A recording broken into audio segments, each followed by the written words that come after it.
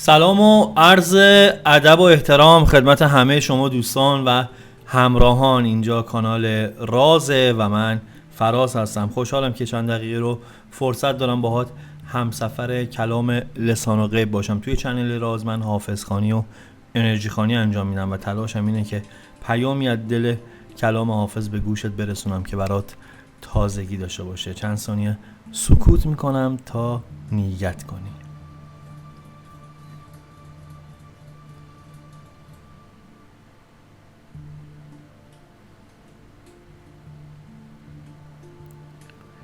خب اگر نیت کردی و آماده ای بریم سراغ پیام امروز.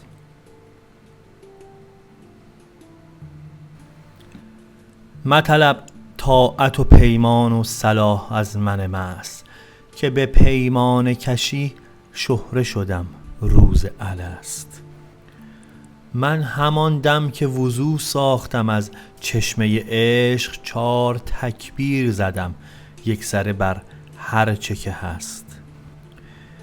می بده تا دهمت آگهی از سر قضا، که به روی که شدم عاشق و از بوی که مست.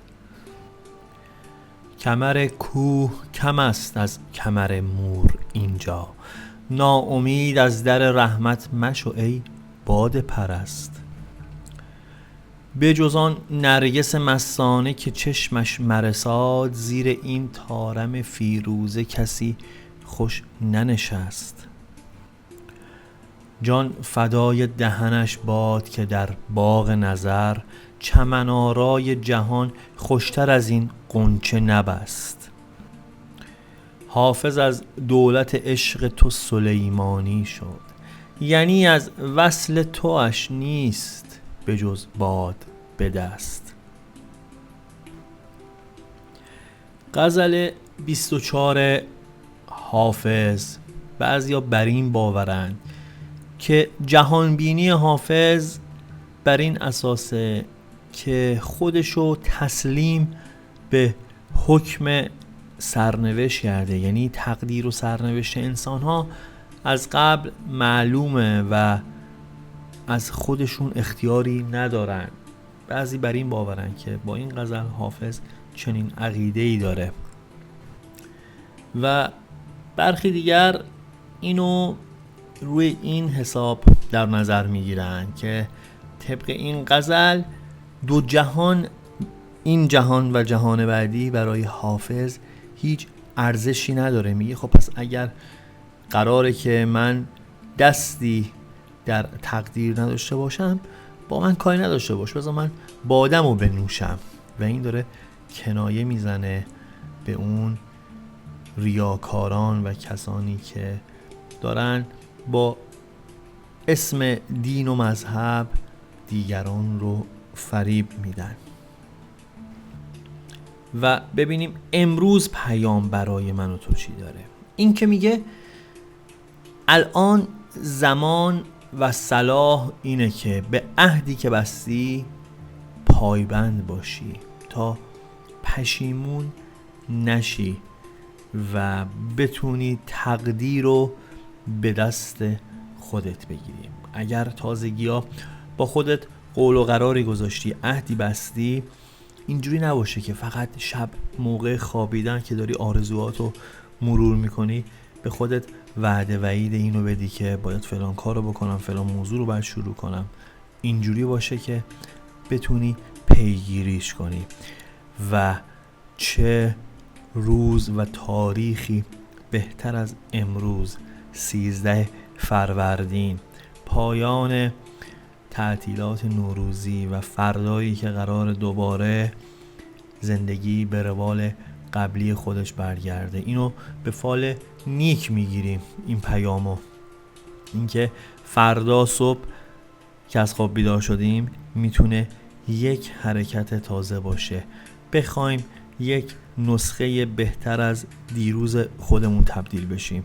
چقدر خوبه که امروزو که فرصت داریم یه مرور بکنیم، ببینیم چه کارهایی رو انجام ندادیم که میتونستیم و چقدر بجاست این دعا که خداوندا آرامشی عطا فرما تا بپذیرم آنچه را که نمیتوانم تغییر دهم، شهامتی که تغییر دهم آنچه را که میتوانم و دانشی که تفاوت این دو را بدانم. اینی که گفتم فقط برای خود من یک دعا نیست، خب یک سبک زندگیه. امروز ما ذهنمون بین شدن و نشدن هاست، بین انجام بدم یا ندمه و دعایی که به ذهنم خطور میکنه و چقدر مناسبت داره با این اول پیام لسان و غیب اینه که از خدا میخوام امروز توی زندگی تک تکتون اون کارهایی که نمیتونی انجامش بدی، قدرت انجام دادنش رو به هر دلیلی نداری، خللی در انجام اون کارهایی که میتونی انجام بدی ایجاد نکنه و این تفسیر همون دعای قبلیه. پیام پرواضح میگه که امیدوار باش. همه ما با امید زنده ایم. میگه که رحمت و برکت خداوند شامل حالت میشه و غرق در نعمت میشی و بسیار مراقب باش که غرور و تکبر بیجا باعث از دست رفتن چیزهایی که به دست آوردی نشه. پیام در ادامه میگه وقتی که موقعیت و امکانات فعلی خودتو با هدف بزرگی که در نظر داری با اون آرزوات مقایسه میکنی، احساس پوچی و نگرانی میکنی. پیامی که اینو داره بهت میگه راهکارم داره، میگه اینو به خاطر داشته باش که خداوند قادر مطلقه. تو اصلا وظیفه نداری به این فکر کنی که چجوری، توسط کی، کجا قراره برات گشایش صورت میگیره. تو امروز وظیفت تصور کردن و تخیل کردن و تمرکز روی اهدافته.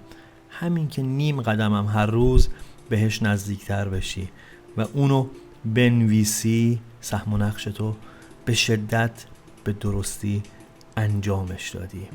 تو بخواه فقط. پس امید خودتو به لطف و مرحمت الهی هرگز از دست نده.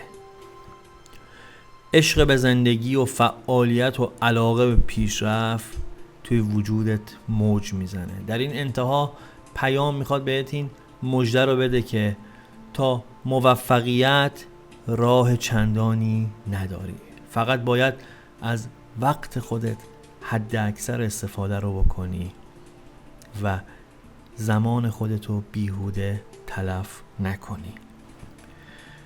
این بود پیام امروز. ممنونتم که تا اینجا با من همراه بودی و لایک ها و کامنت های شما همیشه به من انرژی داده و ممنونم بابتش و از این که به اشتراک گذاشتن ویدیوهای این چنل به بزرگ شدنش دارید کمک میکنید. ازتون ممنونم.